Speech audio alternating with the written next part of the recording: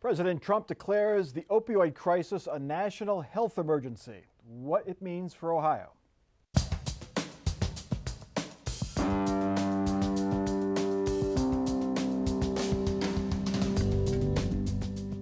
Joining us on Columbus on the Record this week, Darrell Rowland, Public Affairs Editor for the Columbus Dispatch, Julie Carr-Smythe, State House Correspondent for the Associated Press, Bob Clegg, Republican Strategist, and Joseph Moss of the Ohio Hispanic Coalition. President Trump this week took on the opioid crisis. He gathered experts to find ways to prevent people from getting addicted and to crack down on drug trafficking. At first, the president stopped short of declaring a national emergency. Then, 2 days later, he did just that. The opioid crisis is an emergency, and I'm saying officially right now it is an emergency. It's a national emergency. We're going to spend a lot of time, a lot of effort, and a lot of money on the opioid crisis. It is a serious problem, the likes of which we have never had. You know, when I was growing up, they had the LSD and they had certain generations of drugs. There's never been anything like what's happened to this country over the last 4 or 5 years.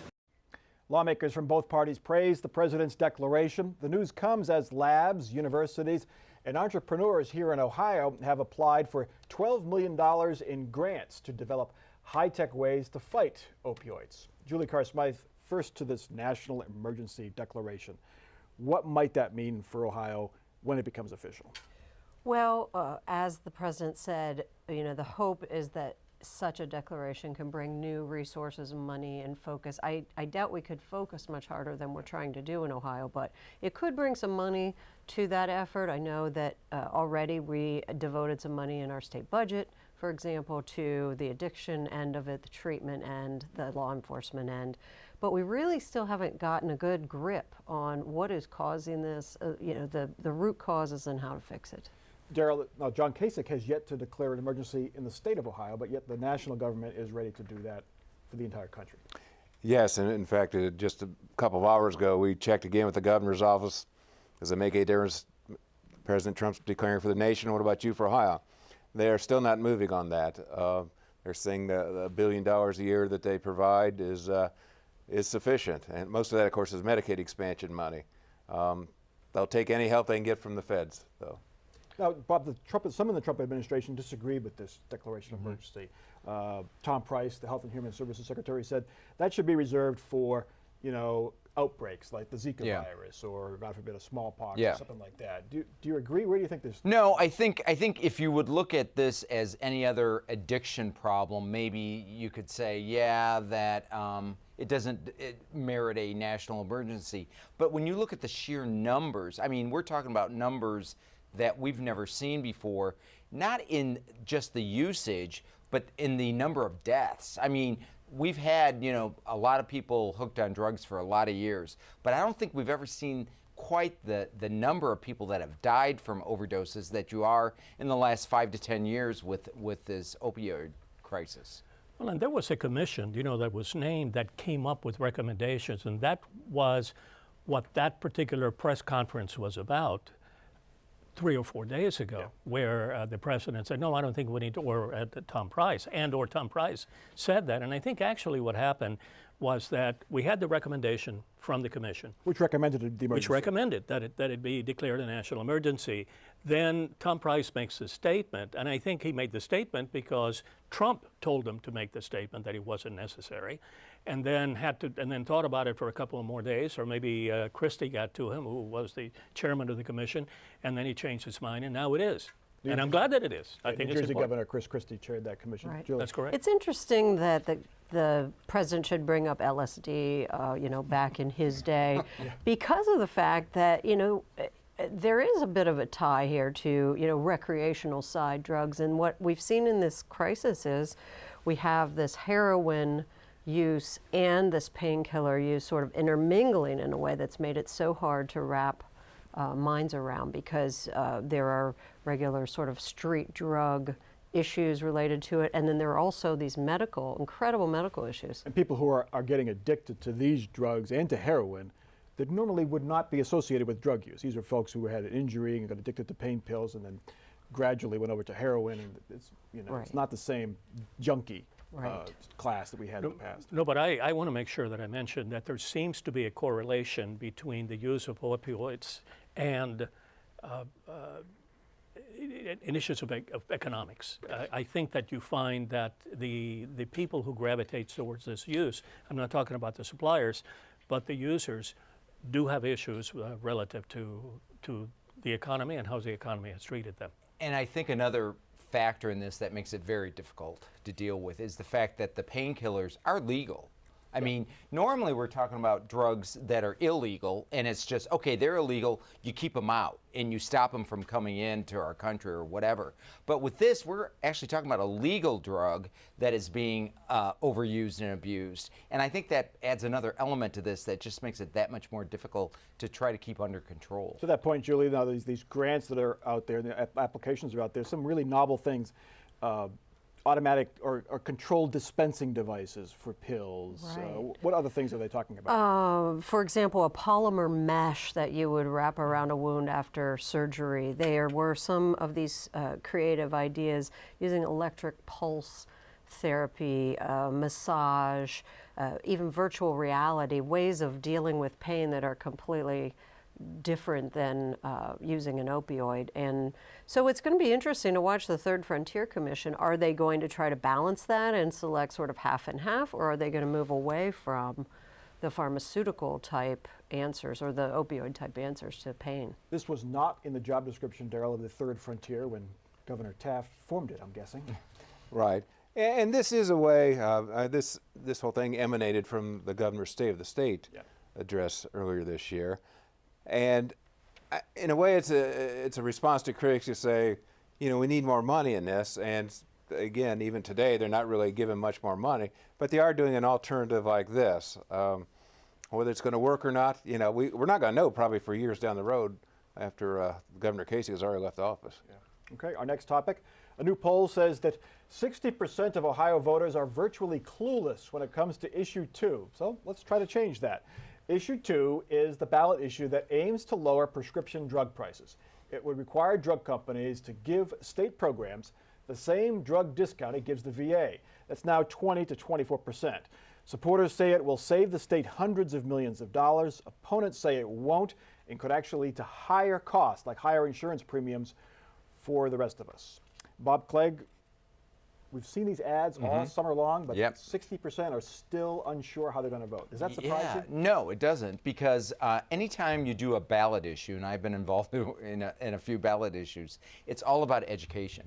No matter, even with the marijuana issue a couple years ago, I mean, everybody knows about marijuana, but there still was an education a part of it of, okay, what exactly did we want to do with marijuana, and how am I supposed to vote here if I'm either for legalizing it or against it? And that's the tricky thing here, because a lot of times you think you need to vote one way, but you really don't. You need to vote the other way. So that in itself, not only do you have to educate them on the issue itself and what it pertains to, but you got to then educate them how to vote depending on what they believe. So let's try to educate folks on what this measure would do. Darrell, it would cut drug prices in theory. It would make Medicaid give them the same discounts the VA is getting. Isn't that good news automatically? Well, why this is so slippery is the claims are fairly clear. Whether the claims are true is the hard part here. Sure, I mean, if the case made by the proponents of State Issue 2 that our drug prices will go down by, pick your percentage, you know, 15, 20, 25%, who wouldn't be for that?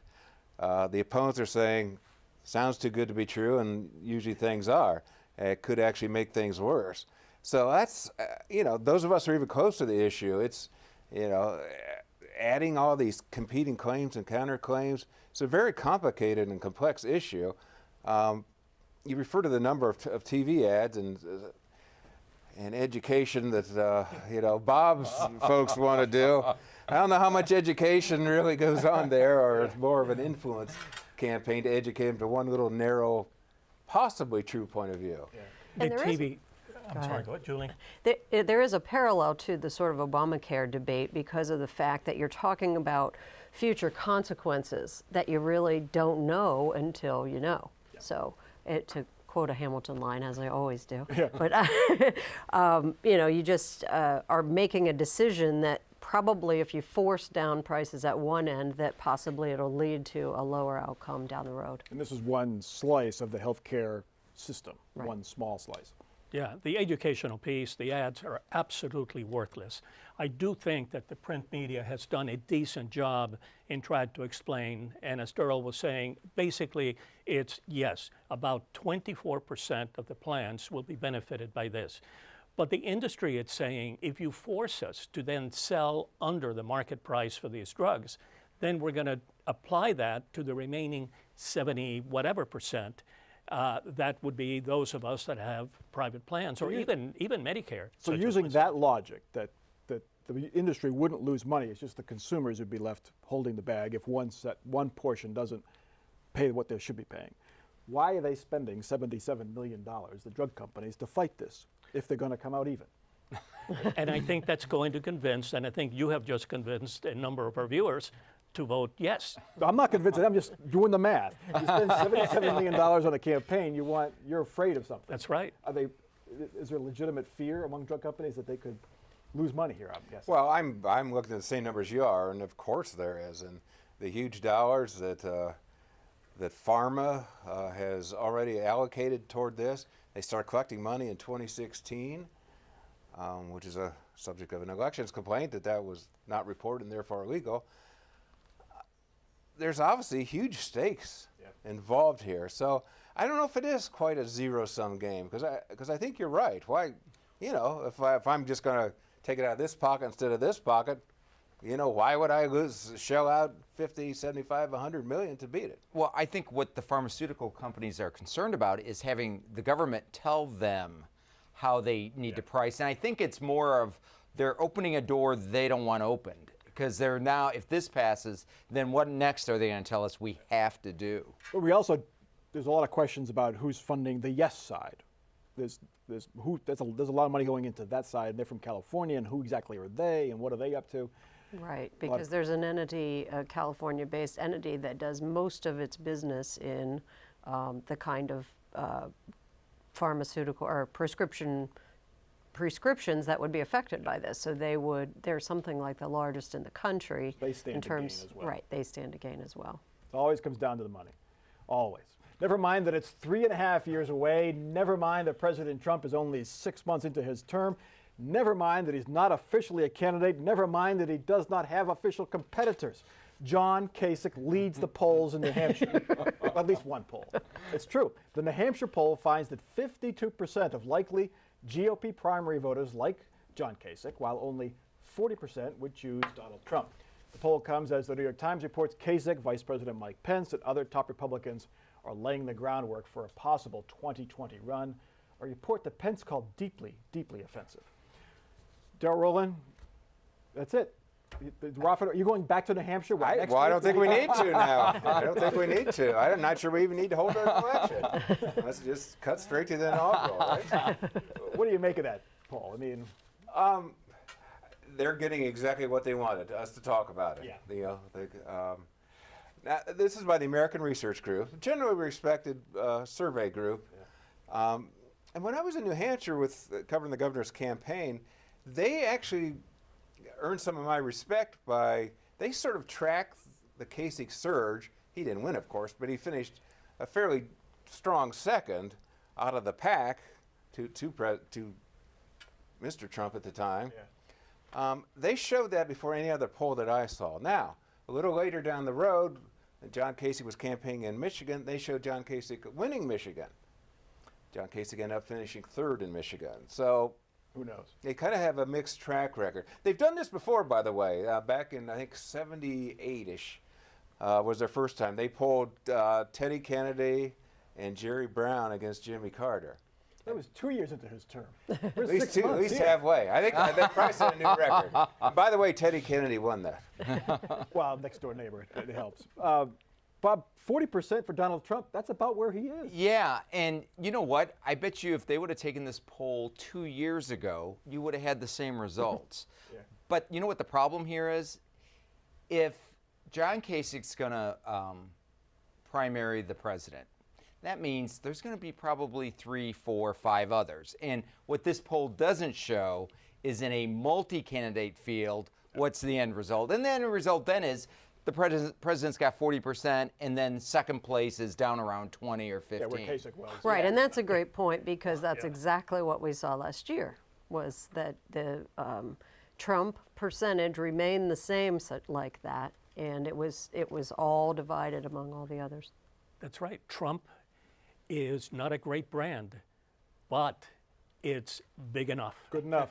And if the other ones have much lesser and lower recognition and so on, then we're going to see, like Julie said, a replay of the same. Do you expect a primary fight in the GOP side in 2020? It is early, but You know what? With when we're dealing with President Trump, I've given up trying to guess what might be happening. So I don't know. I mean, I think one of two things. Well, you know, either he's going to have a lot of primary opponents or he's not going to have any, you know. But I don't think you're going to have a situation like they just polled, which was one head-to-head race, especially with New Hampshire, because at New Hampshire, that's the first one, so everybody's in it. It's only after New Hampshire that they start getting out. And, you know, maybe it gets down to a point, if the president is challenged in the primary, that it gets down to a head-to-head with them. But it won't be in New Hampshire. Still, I think it'll be a little bit gutsy. I mean, those who go against a sitting president in a primary will probably be slightly less than 16 people, which was what we saw last time, right? 16 or 17. Yeah. all right. ECOT took another hit this week. The electronic classroom of tomorrow is repaying the state $60 million after officials determined it inflated enrollment numbers in the 2015-2016 school year. To pay it off, State Auditor Dave Yost said ECOT should claw back money paid to private for-profit vendors, private education firms which happen to be owned by the founder of ECOT, Bill Lager. I recognize that this may create some difficulty for some players in the community school space, but I would respectfully submit that that difficulty is squarely on their shoulders. These are public schools. They have a public duty, and we're going to insist that they follow that duty and get that money back for the kids. The recommendation applies to other e-charter schools or community schools ordered to repay money to the state, but ECOT was the big offender. Joe Mas, is this just another nail possibly in the coffin of ECOT, do you think? Well, I don't want to say I hope so, because I have certainly nothing against the concept of an ECOT, but the idea of the online schools and the lack of oversight. I mean, we're talking about, in fact, that only about half the students that they were saying were taking advantage of ECOT were actually enrolled or were actually taking classes. And that's intolerable. We can't have schools have that type of lack of oversight. What is Dave Yost trying to get at with this announcement, Julie? Is he... In part, I think he's trying to get some of that money back. And in another way, I think that he wants to stir it up for these private companies because they aren't the public entities. And unless he gets ECOT to go after them, he can't as auditor, which he pretty much said straight out, because he can only go after the public entity. And of course, but it's the same people in so many of these cases, as it is in ECOT. I mean, in theory, if I'm sitting there running, we won't call it ECOT, school XYZ, and I'm taking the state money and paying millions and millions to my two private companies to operate the school or whatever, I can just suck all that state money into my private accounts, close down ECOT and walk away. I don't owe anybody a dollar, and I've made more millions. And again, the enrollment claims are the same as the old ones that were determined by the state to be faulty by multiple millions of dollars in funding terms. But we've seen the same with charters that are private and charters that are not online as well. I mean, we've watched for years as White Hat Management Company has been criticized for, lining the pockets of executives and that kind of thing. And so I think that this was a moment for him politically because of ECOT's troubles, that he could come out and look tough on charter schools again. And it shows the 180 that Republicans have done on this, because Dave Yost spoke to ECOT just a few years ago at their graduation. So many of the Republicans had supported this group and this founder. And became, benefited to the tune of millions and millions of dollars in their campaign coffers as well. Sure, hey, That can get you popular real fast in this town. All right, our final topic. The Columbus mayor and City Hall not too popular with the police union right now. The police union is really mad at top city leaders. The Columbus chapter of the Fraternal Order of Police this week voted unanimously that it has no confidence in Mayor Andrew Ginther, City Council President Zach Klein, and Public Safety Director Ned Pettis. The vote follows the firing of Officer Zachary Rosen for stomping on the head of a handcuffed suspect. The union says city leaders also have not spent enough money on police, as officers are asked to do more. Jomas, how unusual is this? This has been festering for a long time. I do think it's somewhat unusual for them to release it in this fashion. By the way, at the same time that they endorse a slate of Republican candidates. But they seem to have a beef relative to the safety director and the president of council and, of course, Mayor Ginther. And it is, as you said, directly related from everything that I've heard relative to the firing of the officer that kicked a suspect that was down on the ground and was handcuffed behind his back. Well, I don't know why the civil authorities have to allow that to happen and not push back. So in this case, I think the FOP is absolutely wrong thinking. And I think they've also forgotten that it wasn't that long ago that there was an increase in the city income tax in order to support them and fire. There are 70 new police officers coming on board in this fiscal year. I don't know how many retirements there are. I don't know what the net number is. But that's the other issue. The other issue is they don't have enough money to do their expanded. I mean, they're now carrying these narcotic Narcan. Yeah. You know, to give to addicts that are overdosing. I mean, now we're expanding well beyond what their normal policing duties are, and I just think they feel very frustrated that they're not getting any kind of attention from City Hall regarding getting any additional money. Well, I did think they muddied it a bit, though, in the sense that they mentioned the firing as well as the budget situation, the opioid crisis, and so forth. It's very difficult to know sort of what is the problem you're wanting to be resolved here. Mayor Ginther, Zach Klein, the city council president, they're not on the ballot this year. Darrell, does it really matter much to them? They have 2 or 3 years to recover. Well, you always like that endorsed by the FOP on your campaign signs or in your campaign ads. So who knows if this will be resolved or not? But I think Joe's right. This has been growing, and not slowly. It's been growing fairly rapidly because the Mayor Ginther's not been in there that long. Zach Klein is on the ballot. Isn't he running for city attorney? He is running for city attorney. city attorney. He's running for city attorney, not for so council. he is on the ballot. All right. Good catch. Off the record time. Final shots. Joni Moss, you're up first. You know, no matter what is happening at the federal level with respect to the opioid crisis, a couple of days ago, our all-Democrat city council named a Republican, Amy O'Grady, to the post of opiate intervention czar, a title that fits her very well.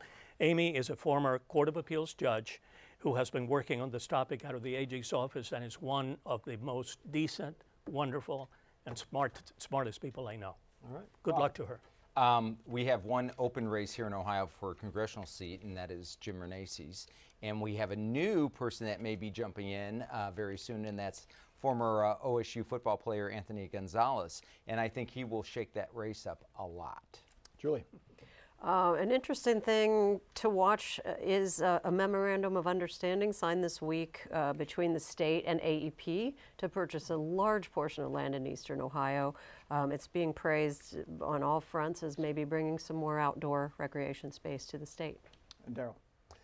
In the four-way Republican governor's race, to some degree they're all struggling for the support of Donald Trump, but none more so than Representative Renaces.